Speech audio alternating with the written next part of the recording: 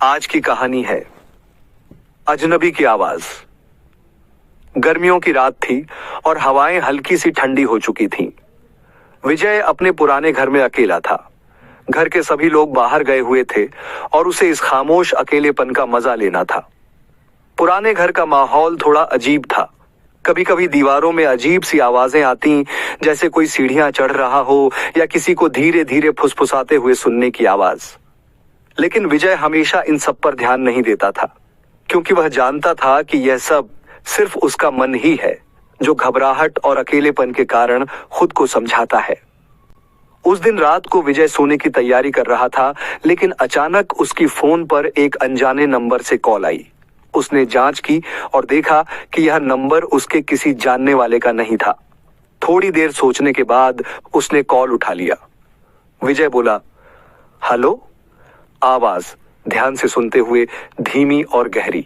बोला, तुम अकेले हो, है ना? विजय को अजीब सा लगा, लेकिन उसने इसे नजरअंदाज किया और बोला। विजय बोला, कौन बोल रहा है? आवाज बोला, तुम्हें याद है ना, तुम्हारा वो पुराना घर? विजय का दिल जोर से धड़कने लगा। क्या? उसने घबराते हुए पूछा। तुम क्या कह रहे हो? आवाज बोला, तुम इस घर में अकेले नहीं हो विजय, मैं हमेशा तुम्हारे आसपास हूं। विजय की घबराहट बढ़ गई। वह अपनी नर्वस हंसी को छिपाने की कोशिश कर रहा था, लेकिन आवाज बहुत ही गहरी और अव्याख्याय थी, जैसे कोई अजनबी जो उसे बहुत अच्छे से जानता हो। विजय बोला, तुम यह क्या कह रहे हो? किसे बुला रहे हो तुम? आवाज बोला, तुमने जो गलतियां की हैं वो तुमसे छिप नहीं सकती, तुम भाग नहीं सकते। आवाज में एक खुशबू सी थी, जैसे वह बहुत करीब हो, और विजय को यह महसूस हो रहा था कि यह आवाज उसके ही कमरे से आ रही हो। विजय घबराते हुए बोला, तुम क्या चाहते हो? आवाज बोला, तुम क्या समझते हो विजय? तुम्हें लगा था कि तुम सब कुछ भूल गए हो, है ना? पर कुछ चीजें भुलाने से नहीं भूलती। कुछ आवाजें हमेशा सुनाई देती, तुमसे छिप नहीं सकती, तुम भाग नहीं सकते। आवाज में एक खुशबू सी थी, जैसे वह बहुत करीब हो, और विजय को यह महसूस हो रहा था कि यह आवाज उसके ही कमरे से आ रही हो। विजय घबराते हुए बोला, तुम क्या चाहते हो? आवाज बोला, तुम क्या समझते हो विजय? तुम्हें लगा था कि तुम सब कुछ भूल गए हो, है ना? पर कुछ चीजें भुलाने से नहीं भूलती, कुछ आवाजें हमेशा सुनाई देती हैं। विजय का मन उलझन में था और वह कमरे की लाइट्स को झपकते हुए देखा। अचानक लाइट चली गई और चारों ओर अंधेरा फैल गया। विजय की सांसें तेज हो गईं। उसने घबराहट में फोन का स्क्रीन चेक किया, लेकिन उस पर कोई भी नंबर या जानकारी नहीं दिखाई दी। वह फिर से फोन पर ध्यान देने की कोशिश कर रहा था। तभी अचानक एक और कॉल आई, लेकिन यह इस बार उसी अजनबी नंबर से थी। विजय ने फोन उठाया। विजय बोला, क्या तुम बताओगे कि तुम कौन हो?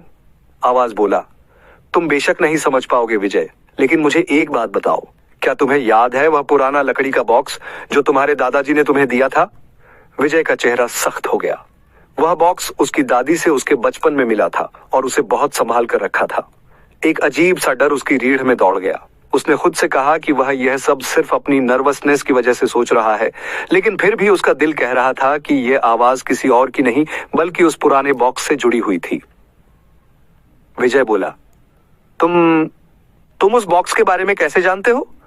आवाज में अब एक खौफनाक हंसी थी। आवाज बोला, मैंने तुम्हारे भीतर छुपे हुए राज जान लिए हैं। क्या तुम समझते हो कि बॉक्स में क्या था? क्या तुमने कभी सही से देखा था? अब समय आ चुका है तुम्हें जानने का। अब विजय बुरी तरह से डर गया। उसने कमरे की चारों ओर देखा और उसकी नजर एक पुराने लकड़ी के बॉक्स पर पड़ी, जो कोने में रखा था। वह बॉक्स जिसे उसने हमेशा अपनी आंखों से बचा कर रखा था। विजय डरते डरते उस बॉक्स के पास गया और उसे खोलने की कोशिश की। जैसे ही उसने बॉक्स का ढक्कन खोला, अंदर एक कागज का टुकड़ा और कुछ पुरानी तस्वीरें थीं। तस्वीरों में कुछ अजनबी चेहरे थे और एक तस्वीर में उसके दादाजी के साथ एक अजनबी आदमी खड़ा था।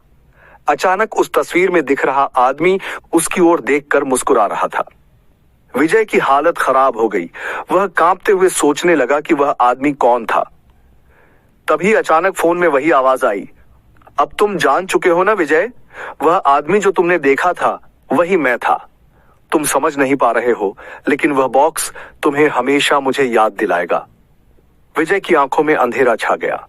जैसे ही वह कुछ बोलता, फोन की स्क्रीन पर वही अजनबी चेहरा चमकने लगा और फोन की स्क्रीन टूटकर गिर पड़ी। कमरे में सन्नाटा छा गया। विजय ने इधर उधर देखा और पाया कि अब वह अकेला नहीं था। उसकी पीठ पर किसी के हाथों की छांव महसूस हो रही थी। वह पलटकर देखता है और कुछ भी नहीं था, बस अंधेरा। लेकिन अब उसे एक और आवाज सुनाई देती है जो उसके कानों के पास से आती है, और वह आवाज कहती है, अब तुम मेरे साथ हो विजय। इस कहानी से हमें यह संदेश मिलता है कि कभी भी अपने अतीत को नजरअंदाज नहीं करना चाहिए, क्योंकि कुछ राज अन्यसार हमेशा आपके पीछे रहते हैं। और जब आप सोचते हैं कि सब कुछ खत्म हो गया है, तो असल में कुछ और शुरू होता है। धन्यवाद। आपको यह कहानी कैसे लगी हमें जरूर बताएं, और ऐसी ही रोमांचक कहानियों के लिए हमारे चैनल को सब्सक्राइब करें और बेल आइकन दबाना न भूलें।